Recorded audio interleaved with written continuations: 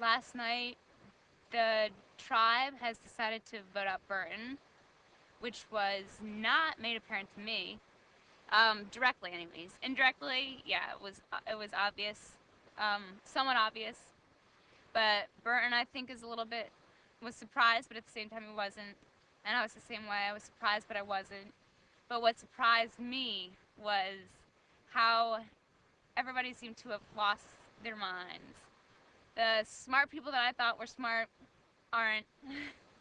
People who I thought are stupid still are.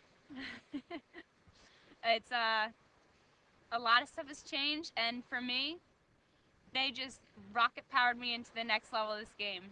And the hardest part for me is going to be kissing a little bit of ass to get to the next level where I can just demolish them. Because I've had it with all of them. They're making this game out to be like just too easy. They're saying, oh, well, we just need to get rid of the bad apple, which was Burton, and now everybody trusts everybody, so everything's fine. I'm like, who do you guys think you are? Everything's fine? You think that I'm not? If their only hope right now is if we lose an immunity challenge and we go back to tribal council and they can get rid of me, because if they don't get rid of me, I'm going to take them all down, one by one by one. And yeah, I believe in drakes and whatnot, but these guys are just morons. They completely don't think, I mean, part of my strategy coming in here was that my competitors, even the ones on my own team, wouldn't know what's coming out of me and what's going to come next. They don't expect much out of me, and that's what's happened.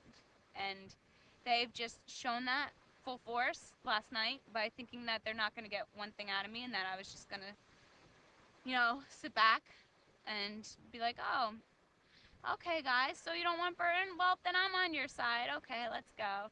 And that's what I'm going to do, but I'm faking a lot of stuff for every single one of them. My first plan of action is to go to some key people and just start racking their brains, get inside of them, and get them thinking that maybe things aren't as simple as they think that they are.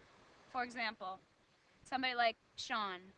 I know that he relies heavily on his self-image and how he's portrayed in this game.